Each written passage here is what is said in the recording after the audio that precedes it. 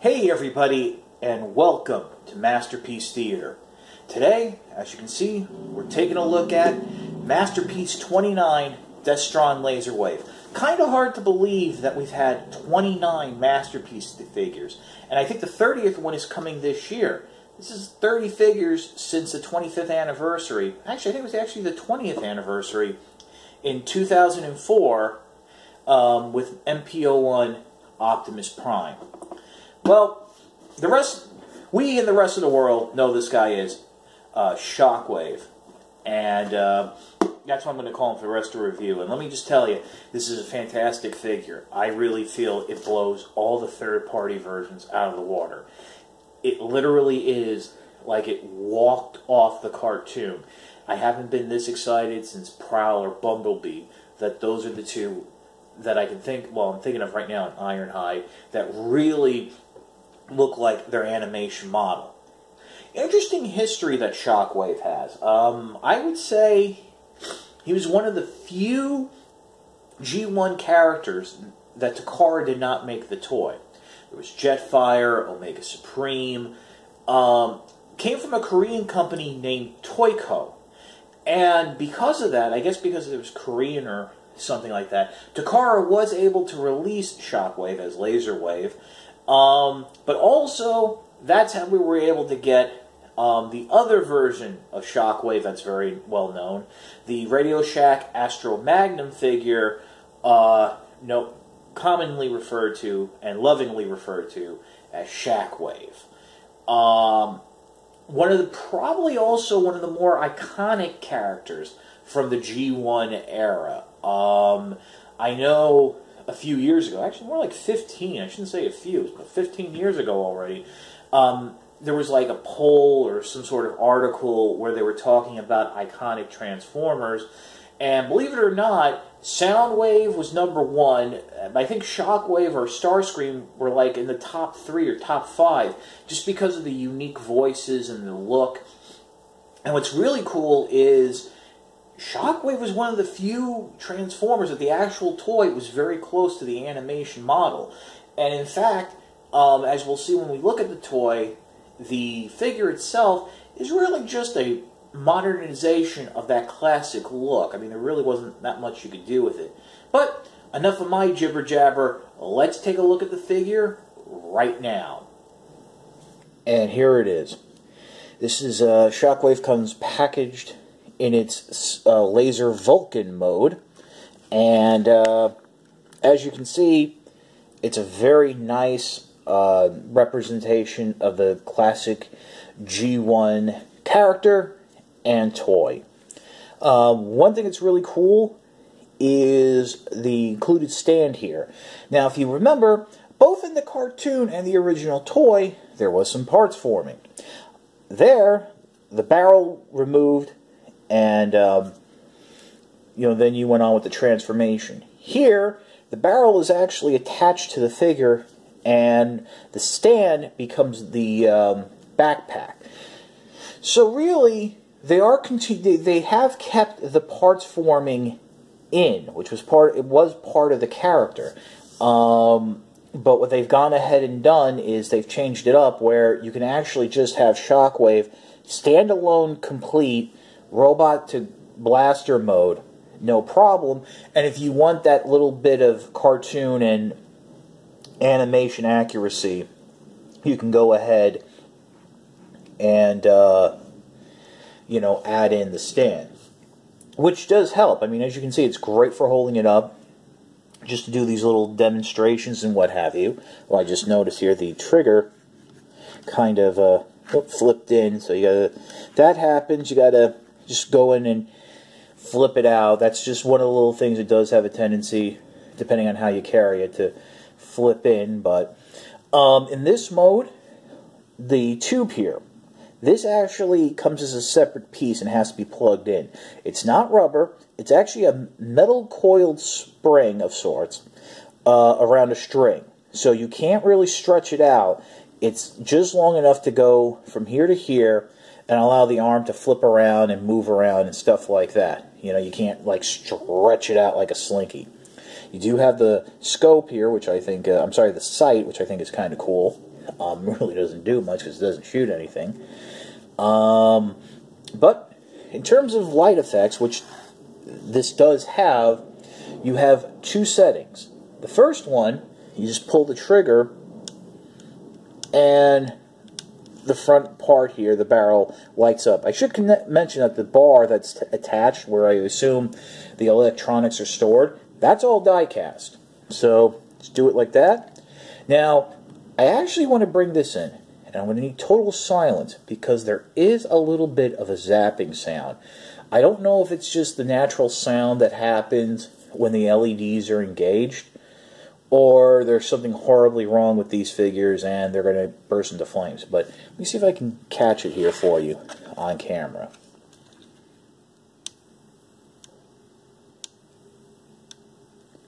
Yeah, no, I mean, I can't even hear it. I mean, you really have to hold it up to your ears. But there is another feature, as I turn the gun around here, keeping it right there. As you can see, there's a nice little switch, and if you flip that switch down, go ahead and pull the trigger,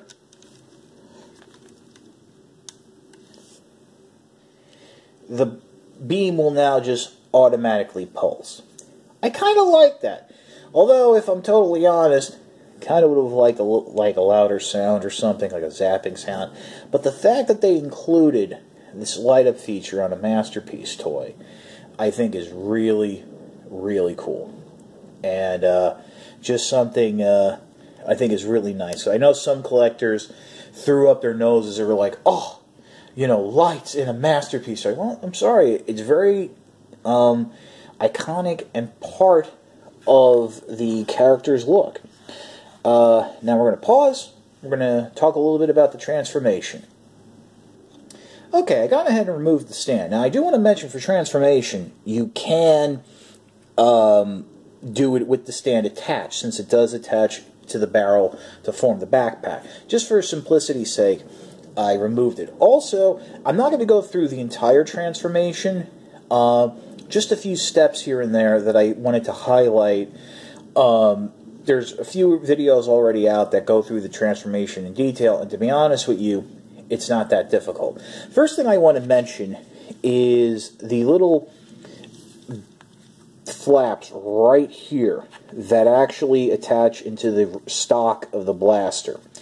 Those really don't peg in, but they sit there. It's like it gives the stock some balance to the handle. Basically, what secures the back and the stock of the blaster in place is this panel right here, which is part of the backpack and, you know, will help hold everything in place in robot mode. That actually will peg in there, and that holds it, as you can see, quite nicely. The next step is the placement of the feet. I'm pretty sure I have these down one click more than what they show you in the instructions and how it comes in the packaging. I did this because it's a little bit easier for me and my hands to grip. Personally, I would have felt a little bit better if the feet flipped up more completely, just so I would have a full open grip. Now, we're just going to quickly go into the leg mode here. I'm just flipping that up, and we're going to open up this back here, because there's one part I want to show you that is a little important. Make sure you flip down those tabs that I mentioned, and it has to do with the legs, so we're going to turn this around, and it's these parts right here. These flip out for robot mode, and if you notice, see how they come out like that? You can also have to get the feet out of the way. These actually, you might make the mistake like I did at first and flip them in like that. No, you want to make sure when going back into blaster mode that you flip these up, they're on a double joint, and that way it'll flip in properly for to close the handles around the grip. The next part of the transformation I wanted to focus on was doing the barrel here, because there is a little bit of a highlight here in the instructions. And what they're trying to tell you is basically do not fold these panels all the way back around. These actually are meant to telescope forward. And, you know, you can move them out of the way to get to the arm. But really what you're really meant to do is basically these are supposed to fold up like that on the double hinge and then friction into place. There is a way of, as you saw, they got a little jam there, so that's how you do it. And be careful, and then you just bring this around. Now, actually, at this position, you could attach the stand to form the backpack, but we're just going to get that out of the way, because the next part, also, for whatever reason, it does require you to rotate the hand around. I don't know why, but you can just rotate it back. I actually have transformed this without rotating the hand back around like that, and it seems fine. But now the head has been an issue. I wish something opened here in the chest. Let me just get rid of that little. I wish something opened here in the chest that you could push it up, because really what a lot of people are doing is they're just bringing up his head and leaving it like that, and then it falls in. What you have to do, and what I recommend, is grabbing it by the ears in that base area. You got to pull it up until that panel snaps into place, and then you can move the head around, and he'll be completely fine. So.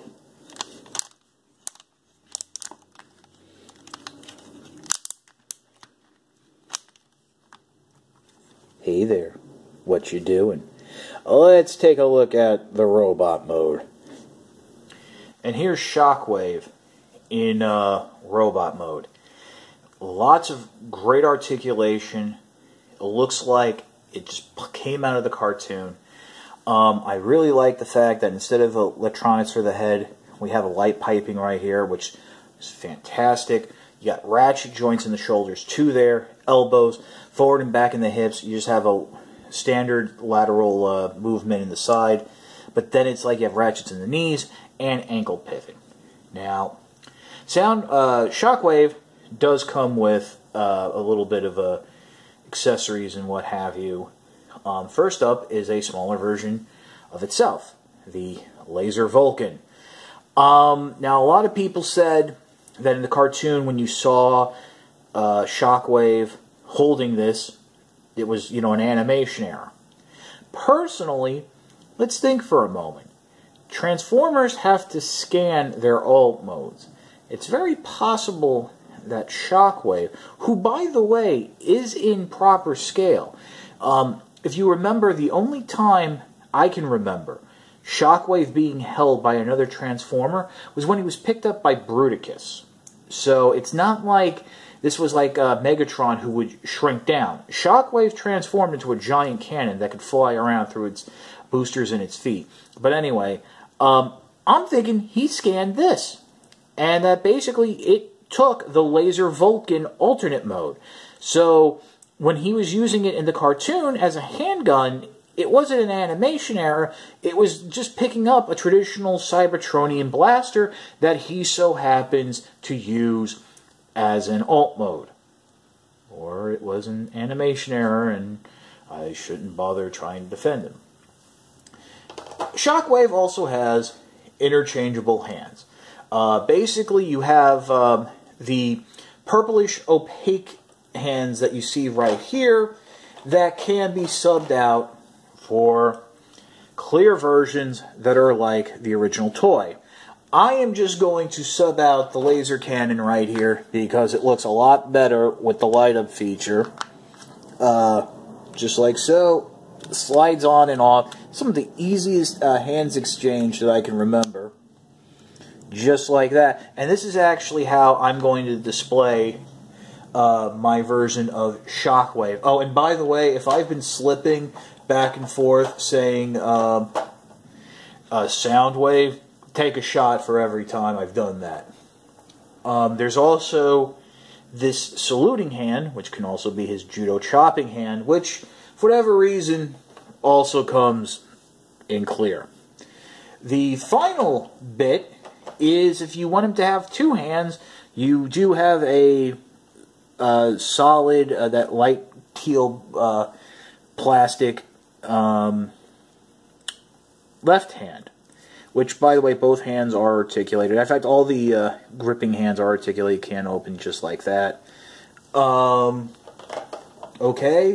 not really going to use that. Also, with the saluting hand, the arms just don't bend for that to get into position. But hey, you know what? The articulation has been, I shouldn't say articulation, the accessory count for some of these masterpieces has been hit or miss. Now, I mentioned the light up feature in robot mode, and this is where I got a little bit of complaint. The gun takes two AAA batteries that actually can screw in the back here under the plate. The handgun here, which, if you remember on the original toy, the handgun just lit, the hand cannon lit up everything. I would have liked it if they would have gone that route, because what ends up happening now is you have to get these cell batteries, which are expensive and not that easy to find, because going by the instructions, they don't tell you in English what the voltage is. But anyway, press a little button here on the side, and it pulses. And as you can see, it lights up the whole barrel, works a lot better than that light lavender hand. Unfortunately, this is the only setting that it has. Unlike the regular laser Vulcan, where you can have that flip that switch, all it does is pulse. But it's really cool. Really, really cool. I am very happy that this figure is, like, in my life. I know that might sound a little strange, but this is, I mean, Hot Rod was, I would say, is a lateral move, but Shockwave definitely continues the trend that the car has been on, releasing fantastic masterpiece figures. One of the last accessories, I guess you can call it, that Shockwave comes with, if you got the Asian market version like I did, is the collector's coin. As you can see, it says Destron Laserwave, which is kind of interesting because usually with these coins, they use their North American releases. And like every other coin case, the tab just opens up here, and it's the inside of his chest. You have the Transformers logo, and there's the coin itself, MP29, in the center of his chest. It's kind of cool. And actually, no, there's no way to see through. It's actually glued down on the back there, but yep, that's the coin. Very nice. And that was Masterpiece Shockwave. I went ahead, usually you see the figure at the end in robot mode. I went back and transformed it to laser gun mode because this is where I have the most fun. I just love pulling the trigger, setting it off, but it really is very cool. And, I know some people have complained about the colors and stuff. I can see this being repainted in a darker toy color, or who knows, they might even go for that original gray Astro Magnum Robo Guy, Galaxy Robo Guy colors. And, hey, we got a G2 version coming in Combiner War, so, I mean, 3 repaints right there, but we'll see. But definitely, I don't know if Hasbro can bring this over. There's absolutely no reason looking at this that I can see this being mistaken for a real gun. And there's no logical reason why it would be an issue for Toys R Us or, maybe Target, but when actually Toys R Us is the only one that carries the Masterpiece line to have this, which means it probably won't happen. And if it does, the price difference and the weight really doesn't add up. So It's available at Big Bad Toy Store. I got this one from TF Source because they got their stock in a little sooner. As you saw, it came with the coin. Definitely, it's worth a pickup. Grab it. It's just fun. I mean, you know, Takara really has been on a stride with their Masterpiece line. Combining the cartoon accuracy with a simple but involved transformation. Highest recommendation. This is your old pal Chuck. Once again, thank you for watching Masterpiece Theater, and we'll see you next time.